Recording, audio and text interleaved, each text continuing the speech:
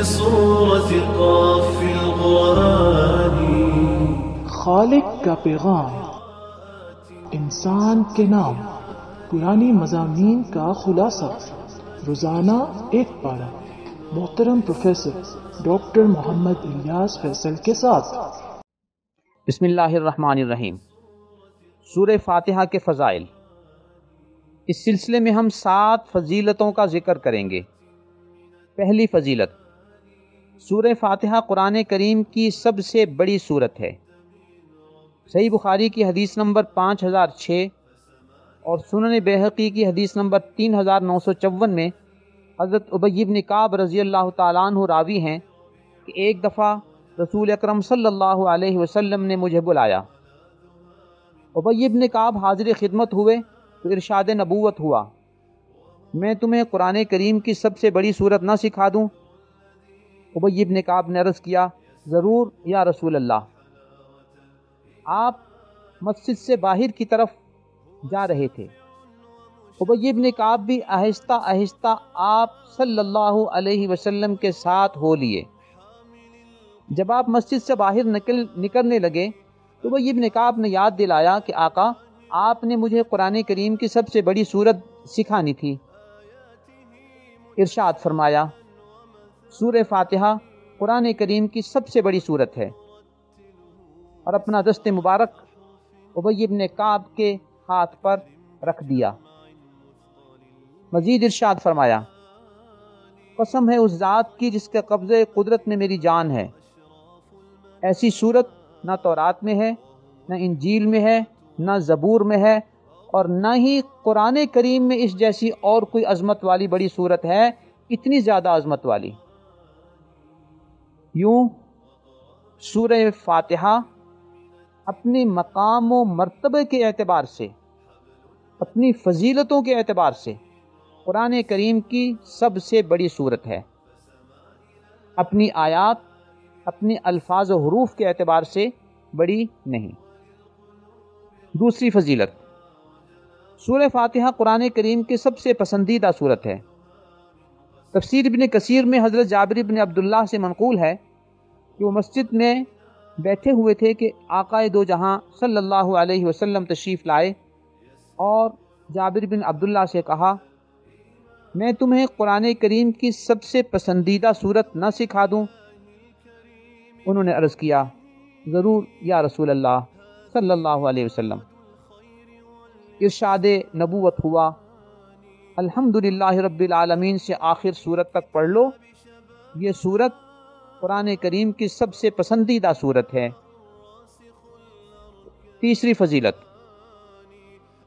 صحیح مسلم کی حدیث نمبر 806 اور سنن نسائی کی حدیث نمبر 192 میں حضرت عبداللہ بن عباس رضی اللہ تعالیٰ عنہ راوی ہیں کہ ایک دفعہ حضرت جبریل علیہ السلام نبی اکرم صلی اللہ علیہ وسلم کی خدمت میں حاضر تھے کہ آسمان کی طرف سے ایک آواز آئی۔ جبریل علیہ السلام نے آسمان کی طرف دیکھا اور دیکھ کر بتایا کہ یا رسول اللہ صلی اللہ علیہ وسلم، آسمان کا ایک ایسا دروازہ کھلا ہے جو آج تک پہلے کبھی نہیں کھلا، آج پہلی دفعہ کھل رہا ہے۔ تھوڑی دیر میں اس دروازے سے ایک فرشتہ آیا اور نبی اکرم صلی اللہ علیہ وسلم کی خدمت عالیہ میں حاضر ہو کر عرض کیا کہ آپ کو خوشخبری دی جاتی ہے ان 2 نوروں کی جو آپ سے پہلے کسی نبی کو عطا نہیں ہوئے۔ وہ 2 نور کون سے ہیں؟ سورہ فاتحہ اور سورہ بقرہ کی آخری آیتیں۔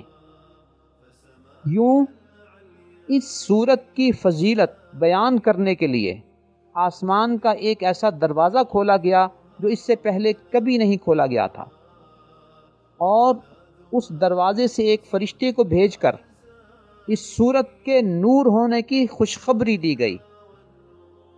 نیز اسی روایت میں الفاظ ہیں کہ یہ 2 نور یعنی سورہ فاتحہ اور سورہ بقرہ کی آخری آیات ایسی دعائیں ہیں کہ ان کا ایک لفظ، ایک کلمہ بھی جو بطور دعا اللہ تعالیٰ سے مانگتا ہے، اللہ کا وعدہ ہے کہ وہ اسے عطا فرمائیں گے۔ تو یوں اس صورت میں اللہ کی حمد و ثنا ہے، اللہ کا شکر ہے، اللہ سے دعا ہے۔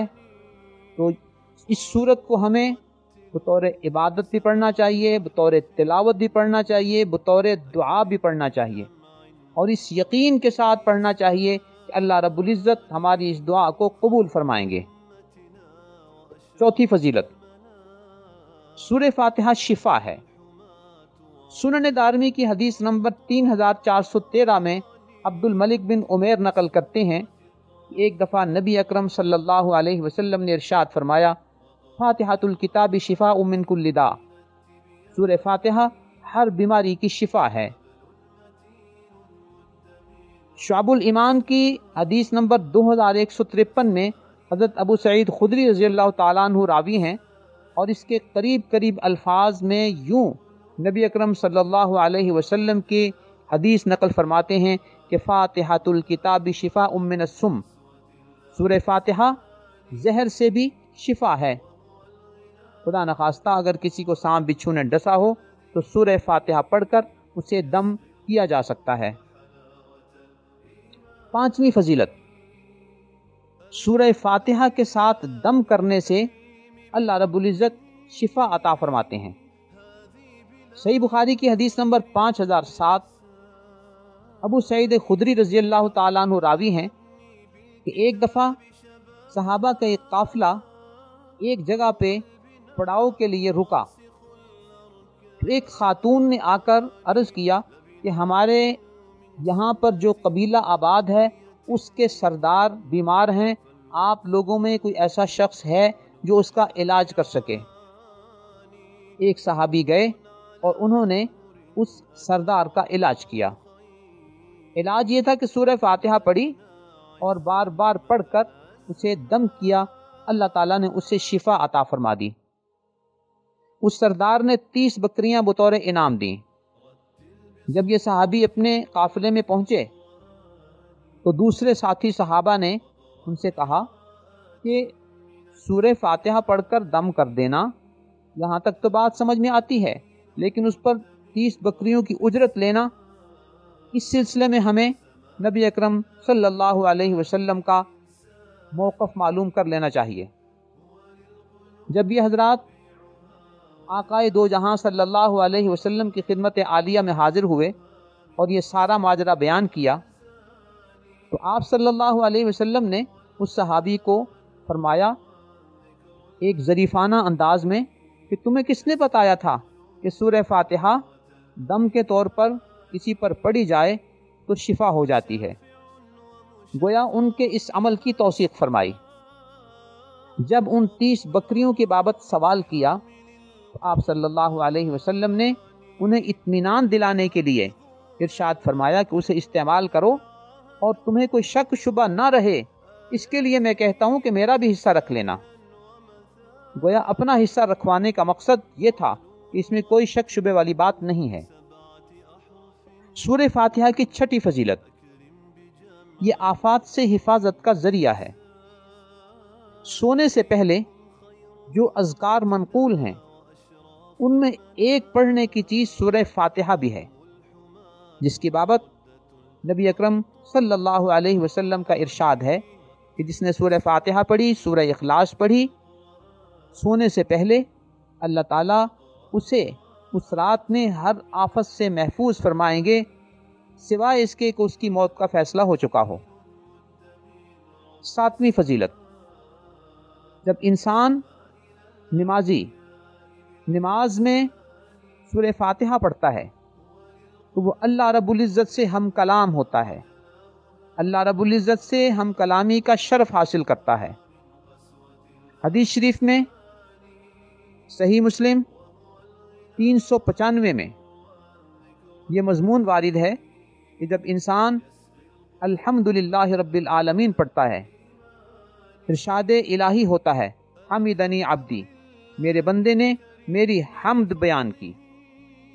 جب وہ الرحمن الرحیم پڑھتا ہے تو ارشاد الہی ہوتا ہے اثنا علی عبدی، میرے بندے نے میری ثنا بیان کی۔ جب نمازی مالک یوم الدین پڑھتا ہے تو ارشاد ربانی ہوتا ہے مجدنی عبدی، میرے بندے نے میری اچھی صفت کو بیان کیا۔ جب نمازی ایاک نعبد و ایاک نستعین پڑھتا ہے تو ارشاد الہی ہوتا ہے ھذا بینی و بین عبدی ولعبدی ما سأل۔ اس آیت میں میرے بندے نے کچھ میرے بارے میں کہا ہے اور کچھ اپنے بارے میں مانگا ہے، جو اس نے اپنے بارے میں مانگا ہے میں اس کو عطا کروں گا۔ ایاک نعبد اللہ رب العزت کی ذات سے متعلق ہے، و ایاک نستعین اپنے لیے دعا ہے۔ جب انسان اہدنا الصراط المستقیم صراط الذین انعمت علیہم غیر المغضوب علیہم ولا الضالین پڑھتا ہے تو ارشاد ربانی ہوتا ہے ھذا لعبدی ولعبدی ما سأل۔ یہ جو کچھ بندے نے کہا ہے اس نے اپنے لیے کہا ہے، اور اب اس نے جو کچھ اپنے لیے مانگا ہے میں اس کو عطا کروں گا۔ یہ 7 فضیلتیں سورہ فاتحہ سے متعلق ہیں کہ سورہ فاتحہ کو قرآن کریم کی سب سے بڑی سورت قرار دیا گیا اپنے مقام و مرتبے کے اعتبار سے۔ سورہ فاتحہ کو قرآن کریم کی پسندیدہ سورت قرار دیا گیا۔ سورہ فاتحہ کے بارے میں آسمان کا ایک دروازہ پہلی دفعہ کھلا اور اس سے آ کر فرشتے نے خوشخبری سنائی کہ یہ ایک ایسا نور ہے کہ اس کے ذریعے جو انسان اللہ سے مانگتا ہے اللہ کا وعدہ ہے کہ وہ اسے عطا فرمائیں گے۔ سورہ فاتحہ کو شفا قرار دیا گیا، دم کو بھی شفا کا ذریعہ قرار دیا گیا۔ سورہ فاتحہ کو آفات سے حفاظت کا ذریعہ قرار دیا گیا۔ نماز میں سورہ فاتحہ سے پڑھنا اللہ رب العزت سے ہم کلام ہونا ہے۔ اتنی فضیلتوں والی سورت جو اللہ رب العزت نے نبی اکرم صلی اللہ علیہ وسلم کی برکت سے اس امت کو عطا کی ہے، ہمیں چاہیے کہ ہم اس کو پڑھیں اور سمجھ کر پڑھیں، اور اس یقین کے ساتھ پڑھیں کہ جو کچھ ہم اللہ سے مانگ رہے ہیں اللہ نے اس کی قبولیت کا سابقہ وعدہ فرمایا ہوا ہے۔ دعا ہے کہ اللہ رب العزت ہمیں اس سورت کو زیادہ سے زیادہ پڑھنے کی توفیق عطا فرمائے، آمین ثم آمین۔ نظروا للطيبة ونور طه يسطعون